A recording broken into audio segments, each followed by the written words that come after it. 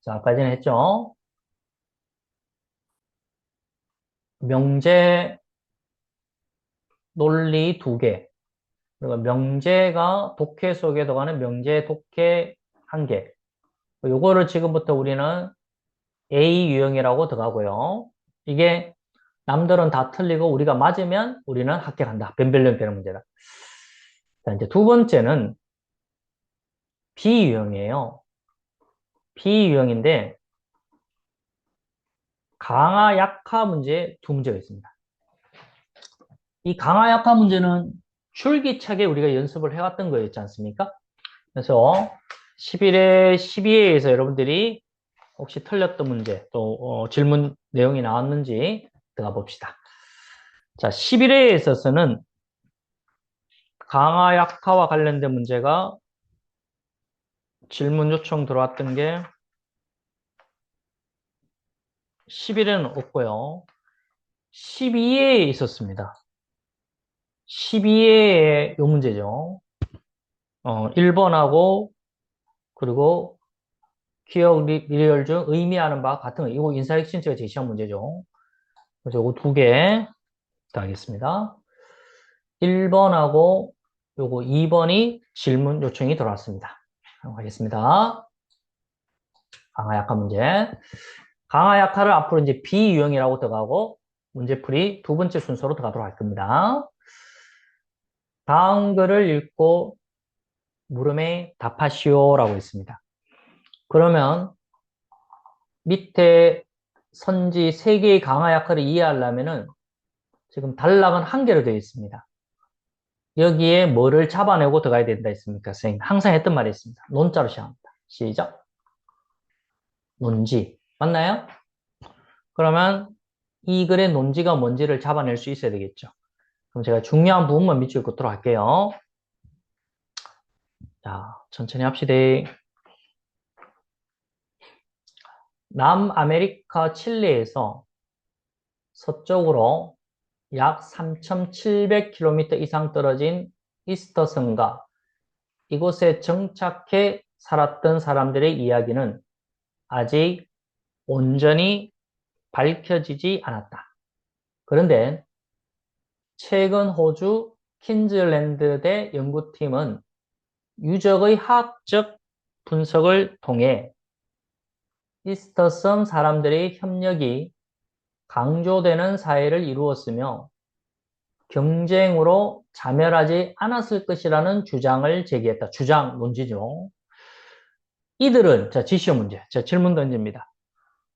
여기서 이들은 누굴 말하는 겁니까? 제 질문, 이스터섬 사람들을 말합니까? 아니면 연구팀을 말하는 겁니까? 자, 그것만 대답해 주십시오. 뒤에 보면 아시잖아요.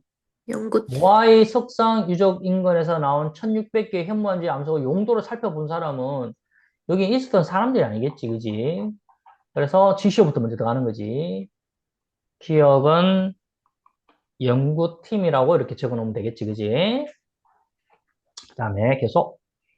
이들은, 모아이 석상 유적 인근에서 나온 1600개의 현무암질 암석의 용도를 살폈다.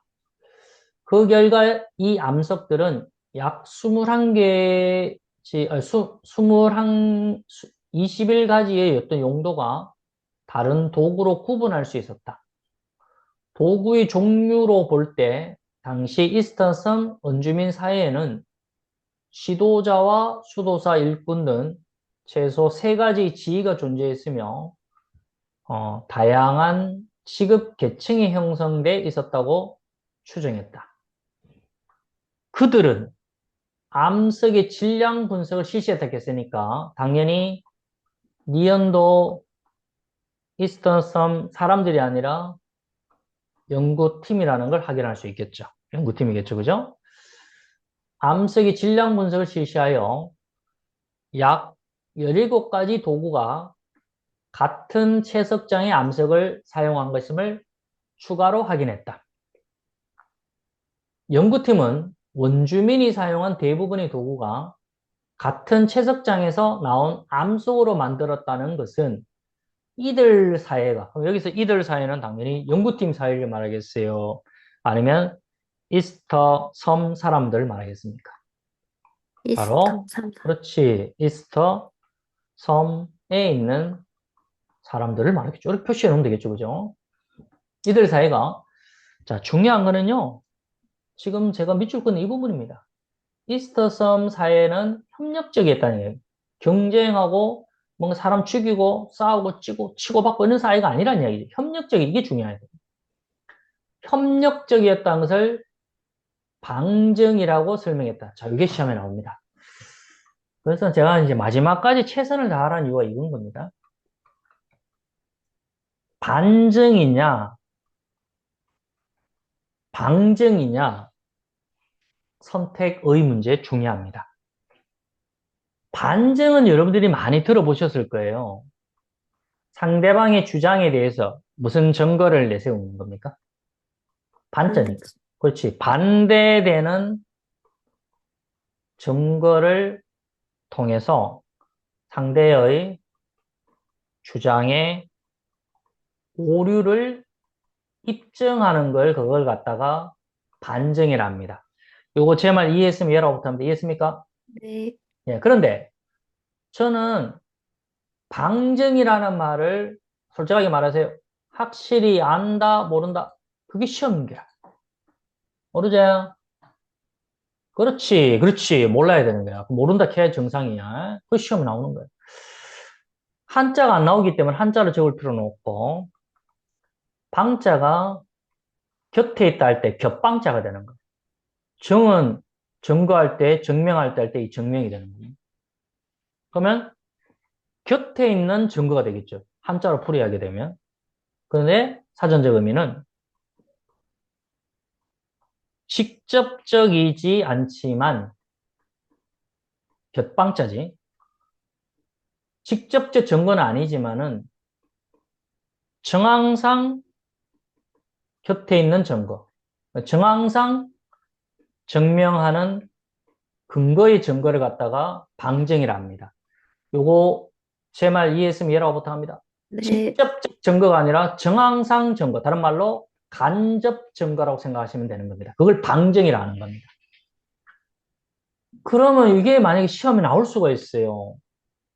여기에 문맥이 방증이 맞는 것이지 반증이 맞는 건 아니죠. 맞죠? 네. 그렇지. 이 연구팀의 연구 결과로 봤었을 때, 아, 이 사회가 협력적이라는 것을 정황적 증거로 알 수 있더라는 이야기죠. 그게 방증이 되는 것이지 반증이 아니잖아요. 굉장히 좋은 문제입니다. 이게 진짜 중요한 거죠. 이거 잘 알아놓고요.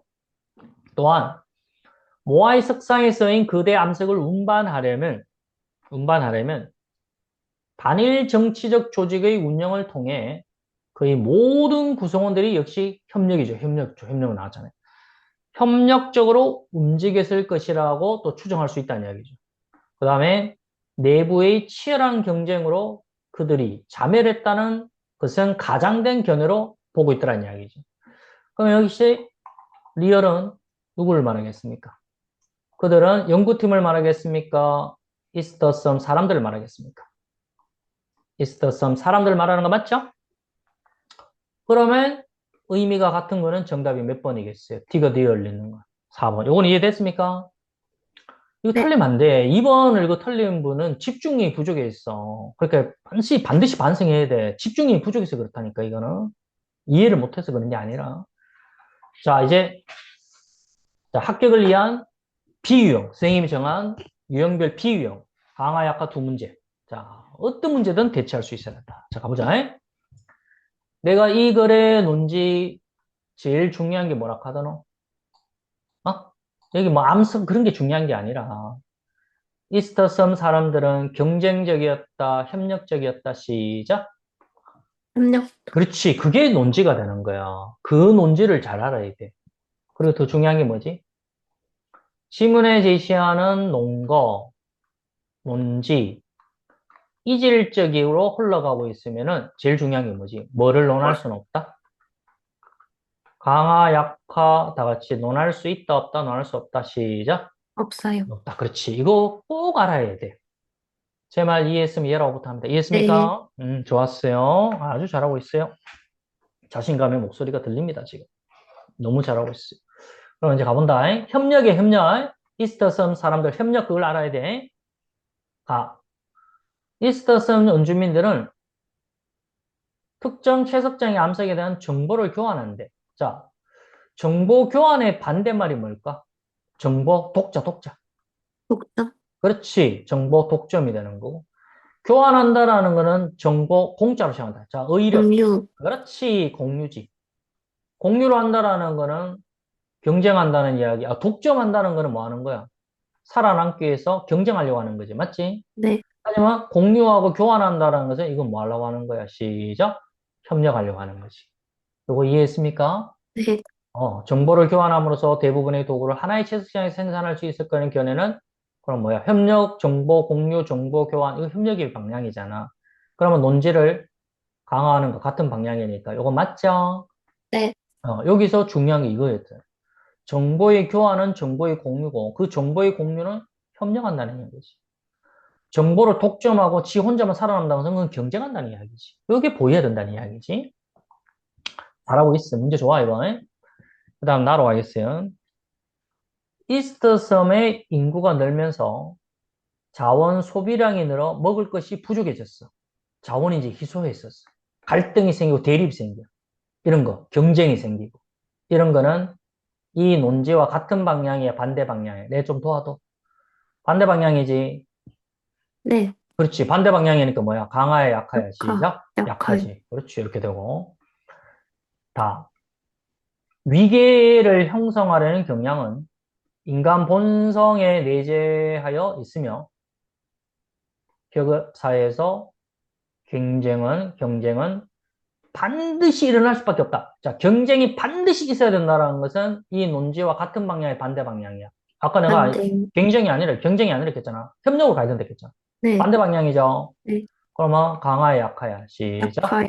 약하지. 그래서 정답 몇 번이 되는 거야? 시작. 1번이요. 1번. 박수 한번 쳐주세요. 선생님은 박수로 삽니다. 됐습니까? 좋았어요. 그러면 매일 11회 12에서는 강화 약화가 요 문제밖에 없었죠? 맞잖아. 그지? 그렇지. 그렇지. 자, 이제 풀업으로 가보겠어요. 풀업에서 여러분, 혹시 강화 약화 문제 있었나요? 여러분들 빨리 문제 한번 찾아보세요. 질문 요청 그런 11회 1번, 2번, 3번, 4, 강화 약화 문제가 없습니다. 다행입니다. 여러분 질문 요청이 없습니다. 그리고 해당되는 문제도 없습니다. 제 말 이해했으면 이해라고부터 합니다. 이해했습니까? 강화 약화 말 없습니다. 문제 없습니다. 맞죠? 좀 도와도. 그지? 됐어. 너무너무 잘하고 있어. 그러면 이제 가보자. 자, 이거 순서대로 머릿속에 떠오르자. 선생님이 기습적으로 언제 질문할지 모른다. 지금부터 김태동의 문제 유형별 접근, 국어. A 유형은 선생님 뭡니까? 명제 논리 2개, 명제 독해 1개. 이걸 틈틈이 우리는 문제 풀이할 때 연습이 되고, 어떤 문제가 나오더라도 이거 푸는 방향을 알고 있어야 된다. 선생님 B는, 예, 강화 약한 문제 2문제입니다, 선생님. 자, 그 다음에 갑니다. 세 번째는 뭘까요? 응? 선생님이 정하는 겁니다. C로 들어갑니다.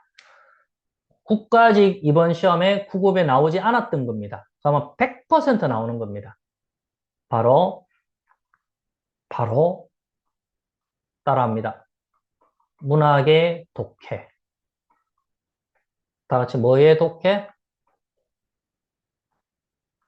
그렇지. 문학의 독해 한 문제. 이게 변별력이 된다. 문학은 공부를 안 해도 어떤 문학 작품이 나오더라도 그걸 푸는 방향을 알고 있어야 됩니다. 요거 이해했으면 이해라고 부탁합니다. 이해했습니까? 선생님 좀 도와주세요. 그 다음에 변별력이 D가 바로 이거예요. 바로 문법의 독해 한 문제입니다. 그럼 이것만 하더라도 여러분들이 몇 점 분량이냐면은 보세요. 3개, 5개, 6개, 7개예요. 여기까지가 7개, 35점 분량입니다. 그러면 제가 이번에 합격 컷을 75에서 80으로 보는 이유가 이번에 국가직 9급 난이도로 생각하면 안 된다 했습니다, 선생님이. 국어를 아무리 잘한다 하더라도 지금 선생님이 피세 유형으로 이거를 단기간에 정복하기 쉽지가 않아요. 여러분들처럼 그나마 좀 오랜 기간 동안 연습하신 분들은 이제 좀 뭔가 지금 문제가 좀 보이겠지만은 이거 난이도 올려보면은 여기 다 못 맞췄습니다. 절대로 못 맞춥니다. 7개 중에 한 3개 정도 날아간다 봅니다. 암만 실력자로. 그러면 15점 날아가니까 85점에서 기준당하기 조금 다른 거 다 맞을 수 있는 보장이 있는 건 아니잖아요. 그래서 최대 80점을 제일 잘하는 겁니다. 제 말 이해했으면 이해라고 부탁합니다. 이해했습니까? 그래서 선생님이 지금 A, B, C, D, E 유형이 앞으로 남은 기간 동안 우리가 가장 신경을 써야 될 부분이다 하는 이야기죠. 영어 독해 비유형하고 문법이 영어에서는 제일 중요하듯이 국어는 이제 이 부분이 제일 중요하다는 이야기죠. 요거 연습하고 그다음에 이제 나머지 문제 푸는 방법을 익히도록 하겠습니다. 자, 그러면요. 문학의 독해에서 매일부터 들어가는데요. 여러분들이 맞은 문제는 제가 설명하지 않고요. 틀렸던 문제 설명하도록 하겠습니다. 먼저 매일 국어의 5번 문제는 다 맞았는데요. 희한하게 이거 다 맞았어요. 6번 문제가 질문 요청이 들어왔어요. 희한하게 5번은 다 맞았더라고. 그럼 6번 문제 들어가도록 하겠습니다. 자, 이거 왜 틀렸지? 이거 좀 이해가 안 됩니다. 제가 봐서는. 자, 가봅시다. 기억, 리얼 중 문맥적 의미가 다른 하나. 이게 문학의 독해거든요. 단락 하나, 단락 둘. 문맥이니까 전후 관계를 잘 봐야 되지 않겠습니까? 그럼 쭉 읽어 내려오면서 쭉 봐야 됩니다. 가볼게요. 정주영의 시 향수가 보여주고 있는 고향의식이 하나 있고요. 그 다음, 여러분 미리 예습했으니까 중요한 부분만 볼게요. 박용래의 겨울밤의 고향의식, 이 두 개로 나누어집니다. 여기까지 이해했으면 이해라 부탁합니다. 됐나요? 좋습니다. 이 부분에서 여러분들 주의를 해야 돼요. 박용래의 겨울밤의 고향의식도 이 시에서의 고향의식과 크게 다르지 않다라고 했습니다. 그럼 당연히 이 시는 박용래의 겨울밤의 시를 말합니까? 아니면 정지영의 향수를 말하겠습니까? 이 문맥이. 박용래의 겨울밤의 고향의식도 이 시에서의 고향의식과 크게 다르지 않다. 똑같다는 이야기잖아요. 그럼 이 시의 고향의식은 저 위에 있는 정지영의 향수를 말할 거 아닙니까? 선생님 좀 도와도 맞지? 그러면 기억은 적어야지.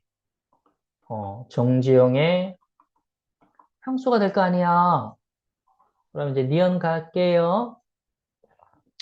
다만 여기에서 강조하고 있는 한상적인 요소가 상대적으로 줄어들고 겨울밤에서는 겨울밤, 박용래 겨울밤 보다 사실적 장면으로 설정됐다. 이 부분의 문맥을 잘 보란 말이에요. 이 부분을. 어? 이걸 대충 읽으면 안 돼. 지금 이 분홍색에 있는 문맥을 잘 봐. 천천히 하자. 여기에서 강조되고 있는 한상적인 요소가 상대적으로 줄어들고 겨울밤에서는 보다 사실적인 장면. 그럼 이걸 대립으로 한번 따져봐. 한상적 요소의 대립적 표현이 뭐야? 지금 문맥에서. 무슨 적 장면? 어허. 뭔가 구름이 사실적 끼는 장. 거. 그렇지. 뭔가 마술 같은 장면, 뭔가 몽롱한 장면 그런 게 아니라 사실적 장면이라는 거지. 요거 이해했나요? 네. 그렇지. 그러면 여기서 뭐야?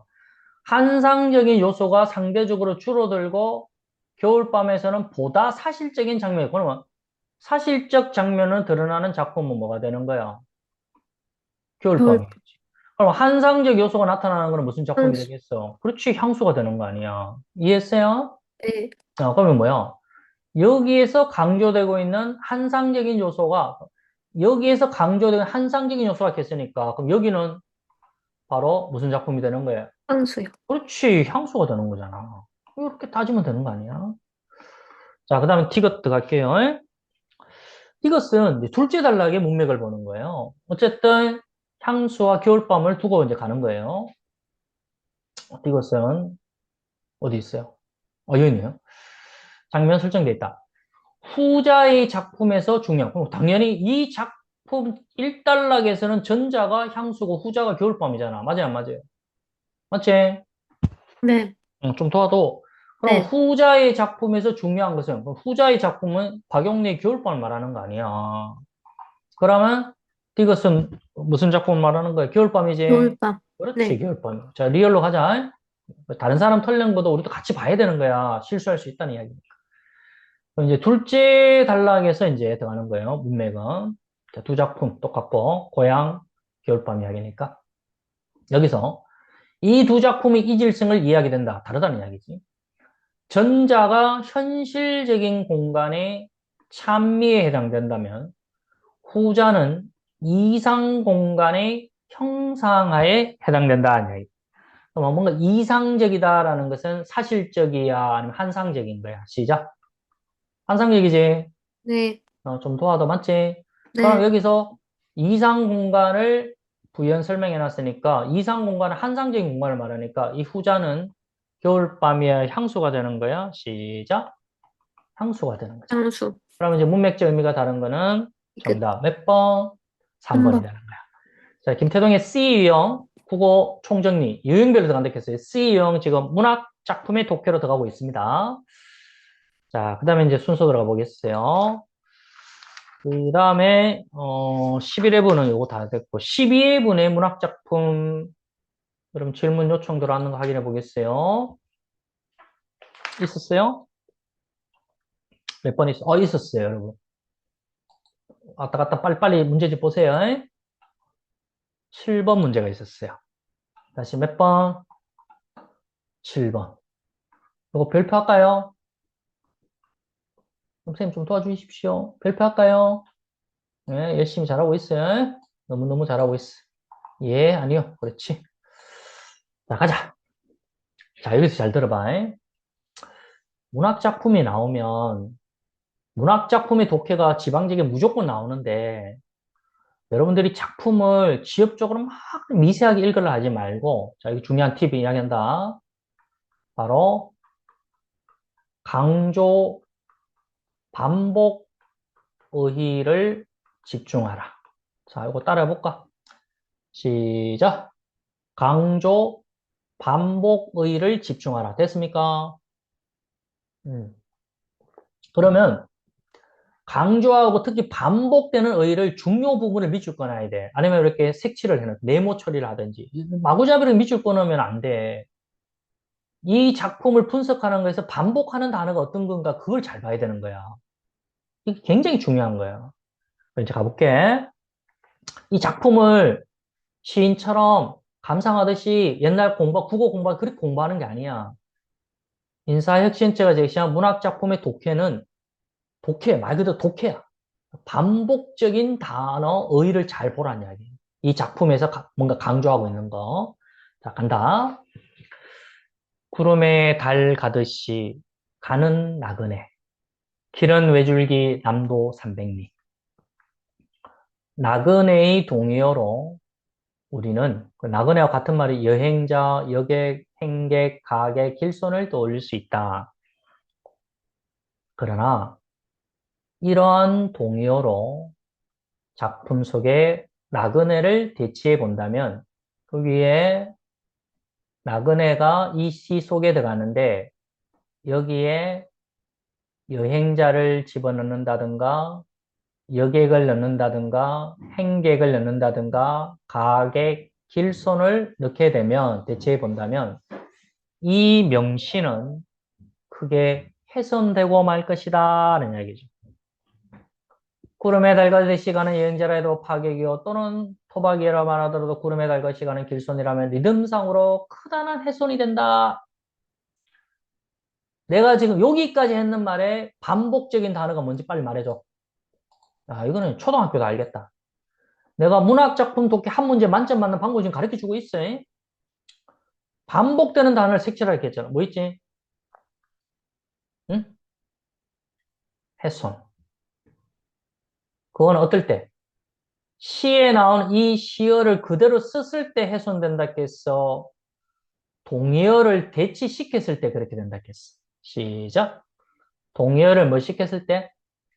그렇지. 대치시켰을 때 이 시는 훼손된다는 이야기예요. 지금 제일 중요한 건 이 부분을 밑줄 끊어놓는 거예요. 아니면 여러분들이 네모 처리를 하든지. 요거 이해했으면 이해라고 부탁합니다. 이해했죠? 네, 천천히 합시다. 네, 그 다음. 길은 외줄기 남도 120km. 이거 봐. 여기에서는 두 번째 시어에서는 남도 300리인데 300리를 지금 120km 이래 돼 있잖아. 이거 결국 동의어로 대시시키는 거잖아. 그렇게 하더라도 돌이킬 없는 불협화음. 불협화음이 결국 훼손이야. 우습게 익살의 효과는 있을지 몰라도 당초에 기품 있는 청춘의 행방이 묘연해지고 말 것이다. 자, 그러면 이제 여기까지 이제 끊었어. 그러면 이제 요약하면 무슨 말이야?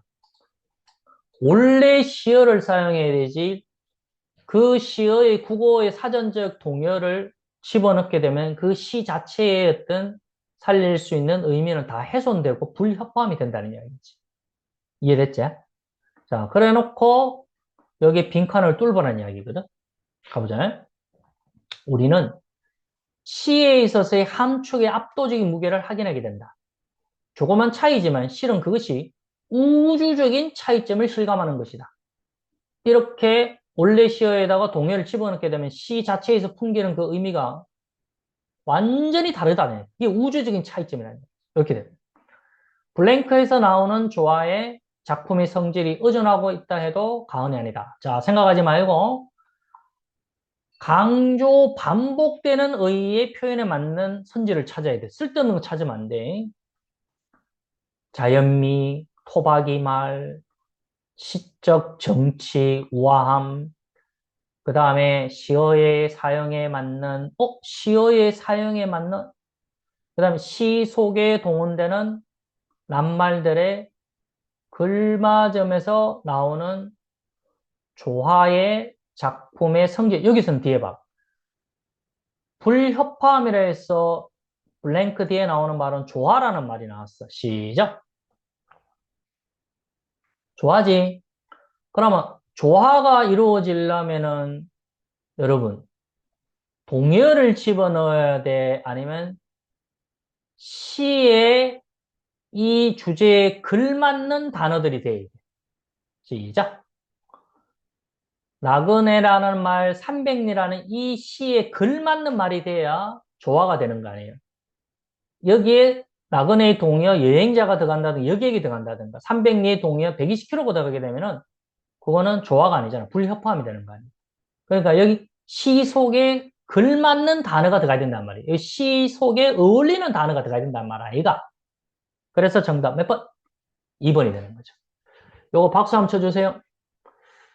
여러분 난이도 높습니다. 문학 작품의 독해는 선생님이 이제 문학인으로서 봤었을 때 교수님이 출제를 할 때 분명히 지금 이 정도 수준으로 지금 우리가 문제풀이 연습을 하셔야 돼요. 그러니까 내가 작품 모릅니다, 여러분들이. 내가 모르는 수험생이 굉장히 많아요. 그럼 푸는 방법이 이렇게 푸는 거예요.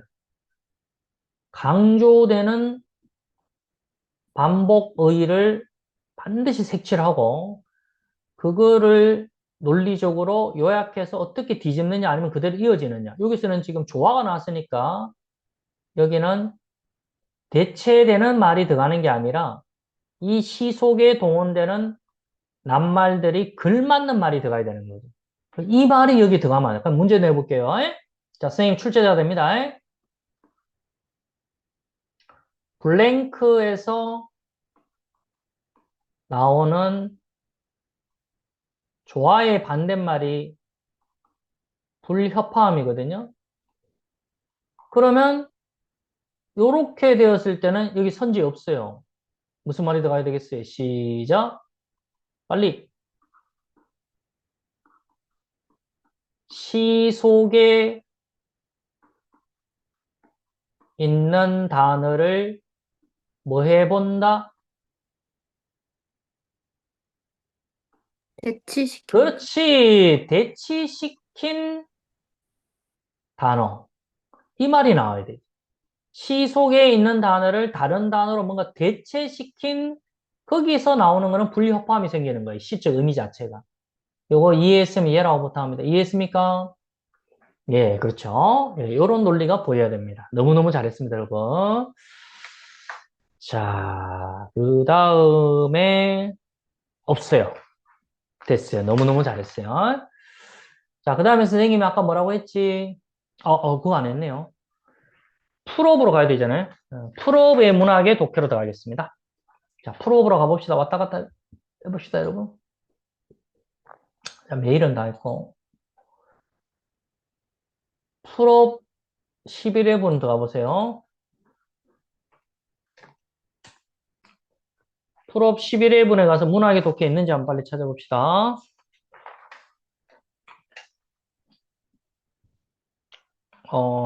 11회분에는 없고요.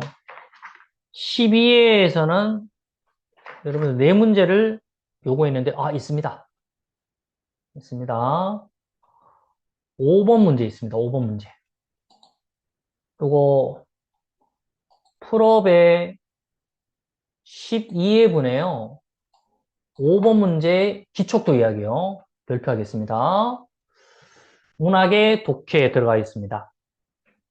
됐습니까? 예, 좋습니다. 가볼게요. 밑에는 서정주의 기촉도 작품을 배치를 시켜놓고요. 그리고 위에는 이 작품 분석을 해놨습니다. 근데 제가 아까 뭐라고 했나요? 작품을 보면 안 돼요. 작품 분석을 봐야 되죠. 어떤 부분을 제가 밑줄 끊으라고 했어요. 강조, 반복하는 단어를 밑줄 거라고 했습니다. 맞아요? 예, 좋습니다. 자, 첫째 단락 하겠습니다. 자,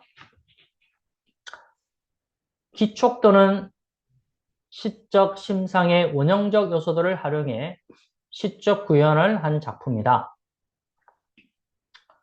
사별한 임에 대한 그리움과 슬픔, 한의 정서. 이게 바로 아래쪽에 보이니까 색칠할게요. 딱 이 작품에서 강조하는 반복이 이 말이 나와요. 그리움, 슬픔, 한의 정서. 그 다음 또 어디 나와요? 있지? 시적 하자의 애틋한 슬픔과 그리움의 정서. 요거 이해했으면 얘라고 못합니다. 여러분들이 시험 칠 때 선생님처럼 이런 식으로 색칠해야 된단 말이에요. 아니면 밑줄을 긋든지. 좀 도와도 이해했어요? 음, 너무너무 잘하고 있어요. 여기까지 우리 문학작품 독해하고 5분 쉽시다. 예. 됐지? 그리고 내가 어떻게 하랬겠지, 선생님이? 항상 독해 구조가 나오면은 다 읽어라 해서 첫 단락만 읽어놓고 먼저 제껴놓고 들어가라 했어. 시작. 그렇지. 잘한다, 이제. 하는 방법을 안 해. 그러면 첫 단락에 지금 해당되는 내용이 지금 무조건 있어. 어디 있죠? 작품을 그냥 보면 눈물을 왜 흘렸을까? 요 말을 지금 풀이하는 시적 반복되는 말이 있잖아요. 첫 단락에. 몇 번에 있어요? 여기 있지. 그리움과 슬픔의 정서. 그리움과 슬픔의 정서 지금 밑줄 꺼내는 거잖아. 그리움, 슬픔. 그러니까 눈물, 아렁아렁 연결되잖아. 맞아요? 그러면 지금 옳지 않은 걸 물었으니까 일단은 1번 제껴 놓는 것만 해도 대단한 거 아닙니까? 선생님 좀 도와주세요. 맞죠? 맞아요. 그렇죠? 좋습니다. 너무너무 잘하고 있습니다. 잘하고 있습니다. 첫 단락 지금 했어요.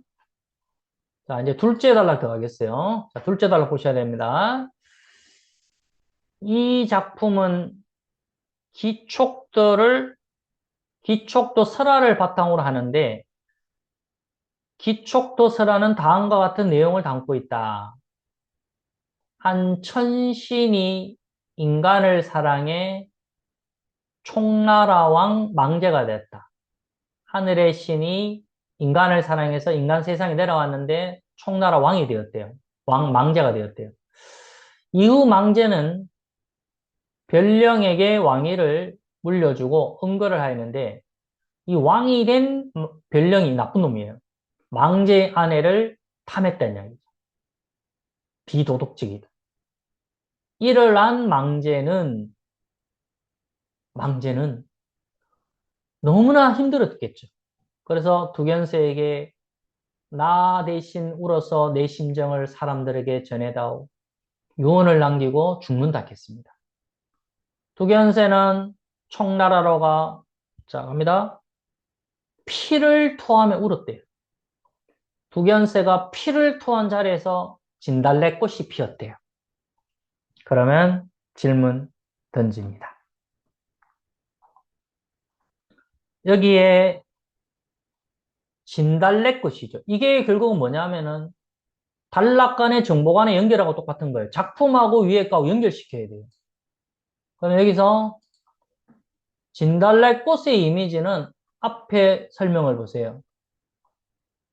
플러스 느낌이에요? 마이너스 느낌이에요?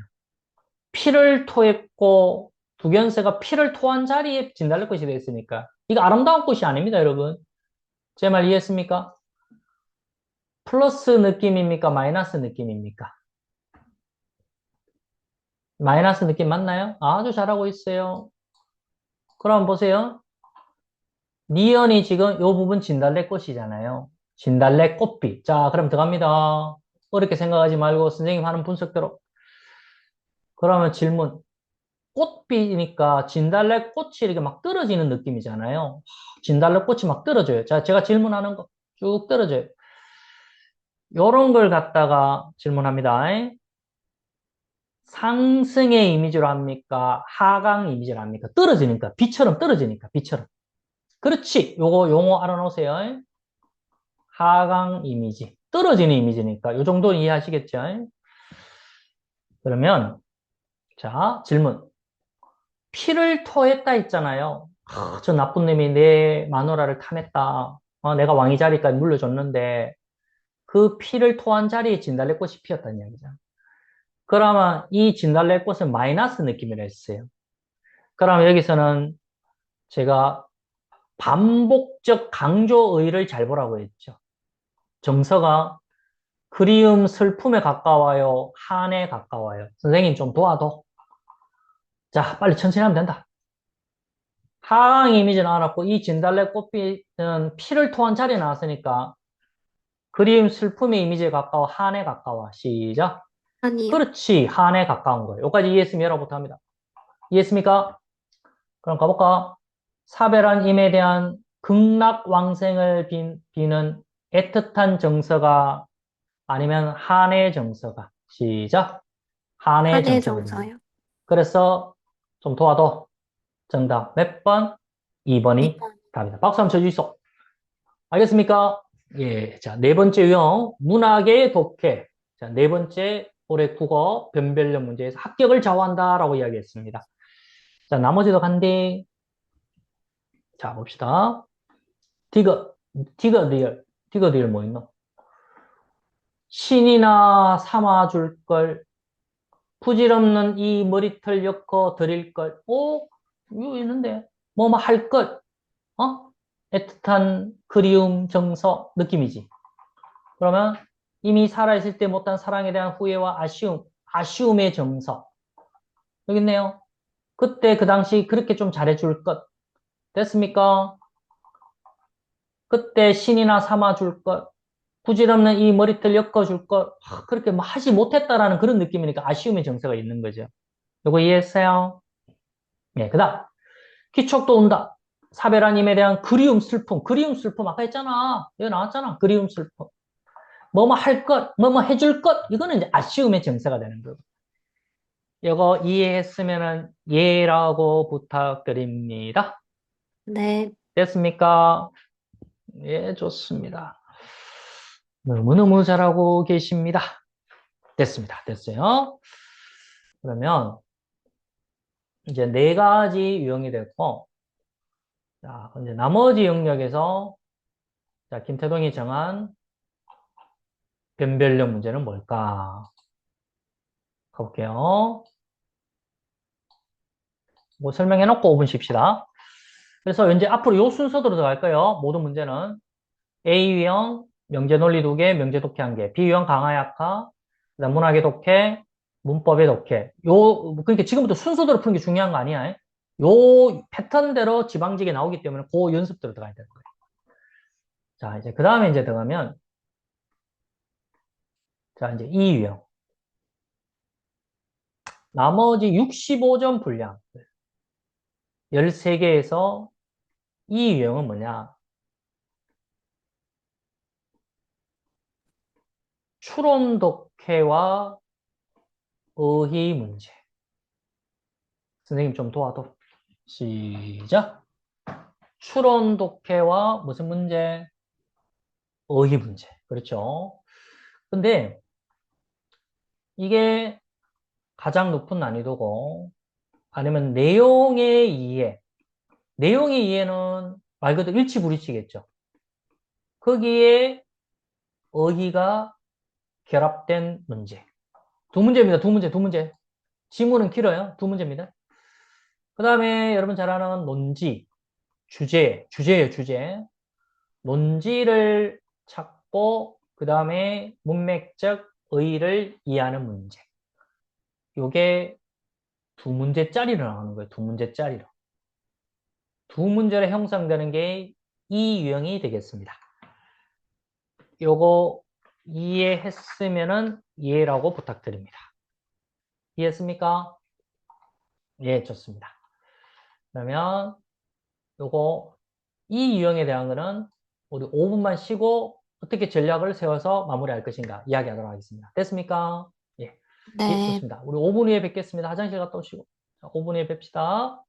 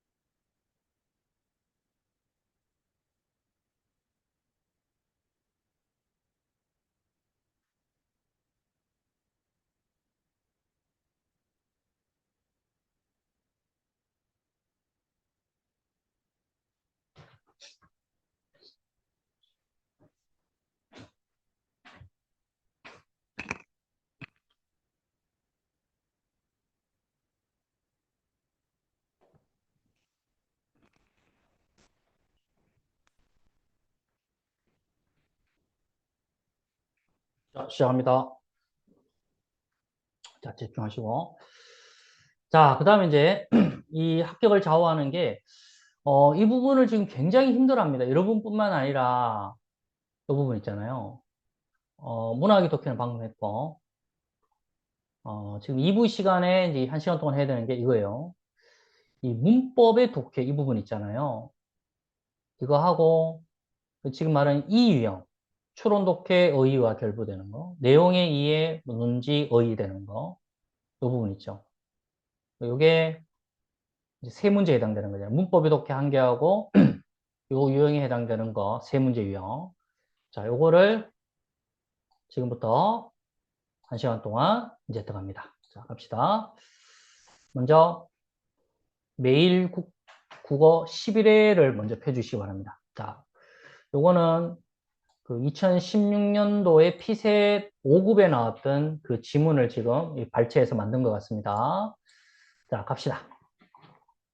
선생님 어떻게 알아야 됐나요? 추론 문제 한 개 들어가 있고요. 빈칸 추론이죠.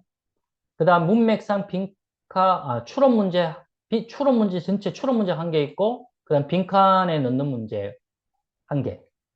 제가 단락이 이렇게 나누었으면은 문제 푸는 방법이 뭐라겠어요? 이 유형을 푸는 방법이 뭐라겠어요? 좀 도와주세요. 무조건 뭐를 읽어야 된다?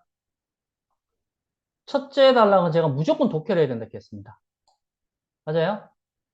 네, 이 첫째 단락을 독해를 하라는 이유는 여기에서 무슨 정보를 잡아내야 된다 했어요? 국어에서는 우리가. 하재 정보를 잡고 그 하재를 설명하는 것을 우리는 국어에서는 무슨 정보라고 했어요? 서술 정보라고 했죠. 그죠? 영어는 중심 소절학 했고 옆에는 논거라고 했지 않습니까? 국어에서는 하재 정보, 서술 정보라 했죠. 요거 이해했으면 이해라고 부탁합니다. 이해했습니까? 예, 좋습니다. 그런데 이제 이 유형이 여러분들이 생각하기 그냥 단순하게 대충 읽어가 답이 나오는 그런 식으로 나오는 게 아닙니다. 그건 옛날 공무원식 문제고요. 추론적 논리 독해, 피셋 유형의 독해라는 거는 대부분 어떻게 나오느냐 하면은, 자, 이런 말 우리는 많이 들었죠, 여러분. 정태적 열거가 있고 무슨 열거가 있다 했나요? 동태적 열거가 있다 했죠. 동태적 열거는 어떤 이거는 시간의 흐름이라 했잖아요. 정태적 열거는 어떤 순서, 어떤 구조적인 거, 그런 거를 여러분들이 도식화해 나가면서 읽어 들어가야 되는 거예요. 그게 여러 분류가 많이 나눠지는 거는 조금 어렵게 출제되는 방향이고, 지금 여기 내일 국어에서 피셋 유형 기출 발췌한 거는 여러분들 9급에서 나올 수 있는 수준을 지금 내는 건데 굉장히 수험생이 힘들어합니다, 이 부분을. 이거를 뭔가 도식화해 나갈 수 있는 그런 독해가 돼야 돼요. 앞으로 남은 동안 해야 되는 게. 그 대충 이렇게 읽어가 여기 기호 표시가 한 개도 안 되어 있다든가 그래가 정답 몇 번 이렇게 찍으면요 절대로 정답 확률이 높지 않습니다. 반드시 선생님이 기호 표시를 하든지 아니면 이렇게 짧게 이렇게 요약을 해나가는 독해 구조 분석이 돼야 됩니다. 요거 선생님 말 이해했으면 이해라고 부탁합니다. 이해했습니까? 그렇죠. 그걸 반드시 연습해야 됩니다. 자, 그럼 이제 어떻게 나가는가 볼까요? 자, 소멸 가능한 존재는 여러 구성 요소들로 이루어져 있는데 종이나 연필과 같은 것이 소멸 가능한 존재를 구성 요소들로 해체하면 소멸된다라고 했어요. 그리고 반면 달리 비해 대조죠, 대조. 칠판에 적힌 숫자 상과는 달리 수3은 절대로 소멸되지 않는데요. 수3은 결합물이 아니기 때문이다 이렇게 되는 거죠. 왔다 갔다 말장난하고 있습니다. 결합물에 대해서는 그 구성 요소들을 해체한 상태를 상상할 수 있지만 수상과 같은 존재는 해체를 통한 소멸을 상상할 수가 없다. 그것은 해체할 수 있는 구성 요소들이 없는 단순한 존재이기 때문이다. 여기서 단순한 존재란 구성 요소들로 이루어져 있지 않아 결합물이 아닌 존재를 의미한다는 이야기죠. 선생님, 저는 이런 문제는 어떨 때는 맞고 어떨 때는 틀린다. 다시 말하면 이 유형 있잖아요, 이게. 추론적 독해, 내용의 논지에서 의의가 결부되는 문제. 이게 어떨 때는 맞고 어떻게 틀린다는 것은 지금 지문이 쉽게 나왔을 때, 그거는 맞고, 뭔가 여러분들이 구조적 분식을 안 해서 헷갈렸을 경우, 그건 틀리는 거잖아요. 이거는 정태적 열거에 해당되기 때문에 반드시 여러분들이 여기 구조 분석을 해놔야 되는 거예요. 뭐죠? 자, 가볼까요? 제가 지금 1단락 읽었는 걸 여러분들 이렇게 지금 요약할 수 있어야 돼요. 결합물에 대응되는 게 뭐가 나왔었죠? 여러분 교재 보고 이야기하세요. 정신 바짝 차려라. 지금 중요한 시기다. 결합물에 대응되는 대조되는 개념이 뭐 있어요? 단자로 시작한테 시작. 무슨 존재? 그렇지. 단순한 존재. 자, 댓글 달고 있나? 결합물은 소멸이 되어 소멸이 되지 않아요. 시작. 소멸되죠? 그러면 반대되는 단순한 존재는 뭐가 되지 않아요? 시작. 소멸되지 않죠. 요 정도 정리돼야 돼요.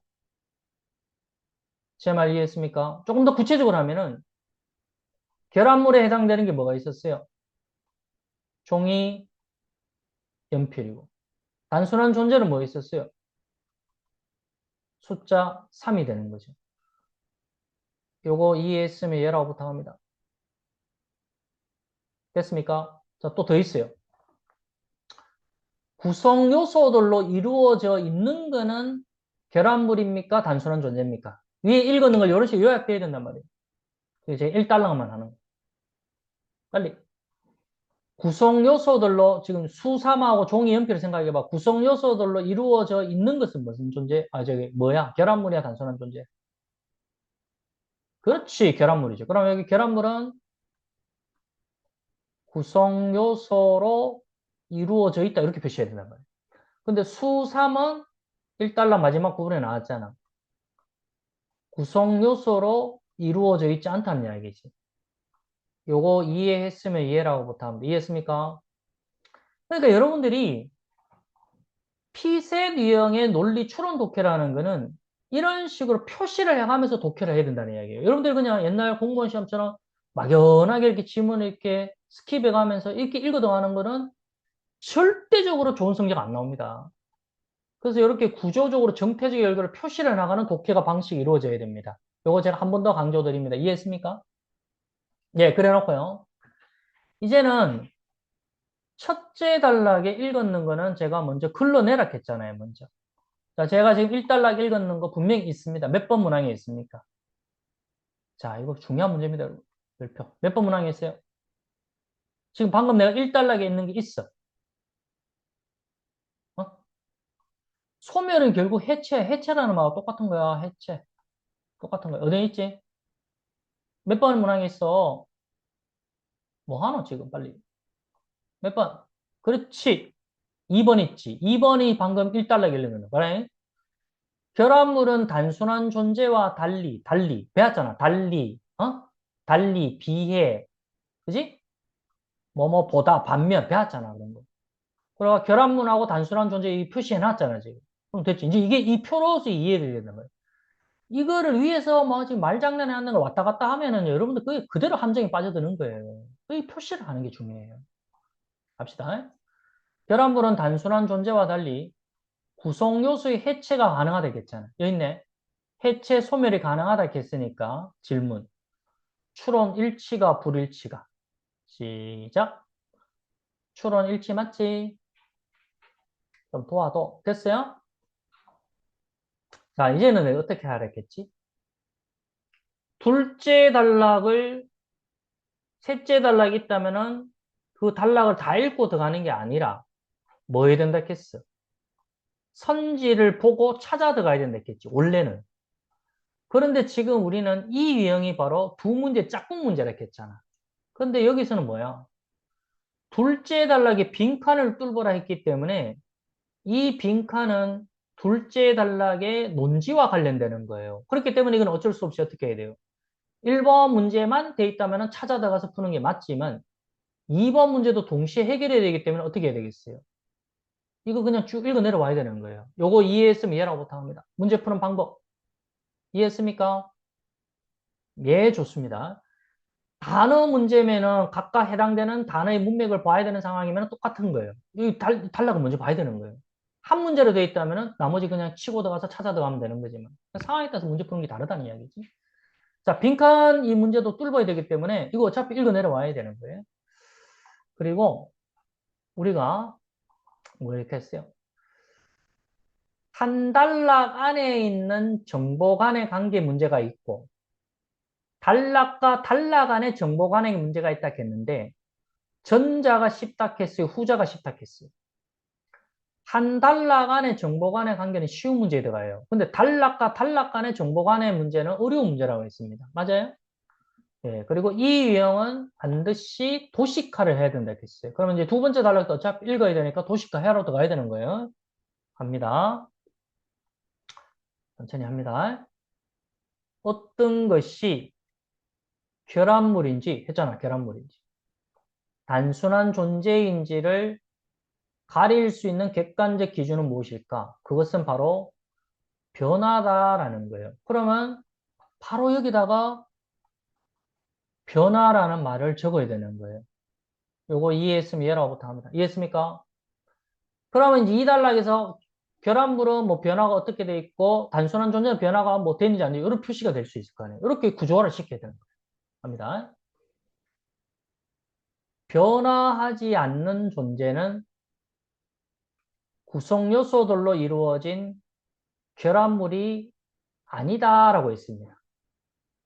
변화하는 존재는 종이, 연필 등 우리가 일상적으로 눈으로 볼 수 있는 모든 것들이다라고 했어요. 그럼 여기서 두 가지를 해야 돼요.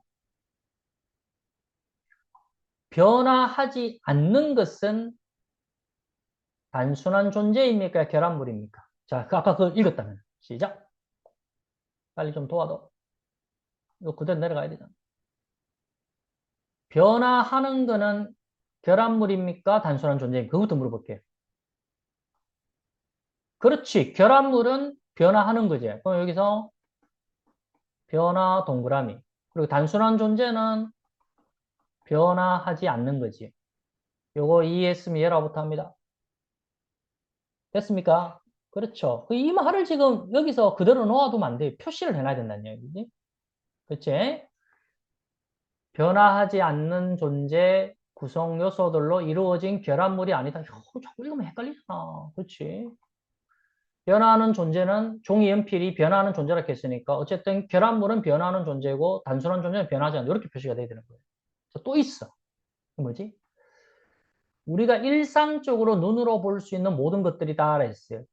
반면 대조아이가 우리가 일상적으로 볼 수 없는 것들은 변화하지 않는다 했겠죠. 그럼 여기 뭐야? 또 있지. 결합물은 일상적 존재야, 일상적 존재가 아니야. 시작. 종이 연필에 해당되는 거니까. 그렇지. 일상적 존재가 되고.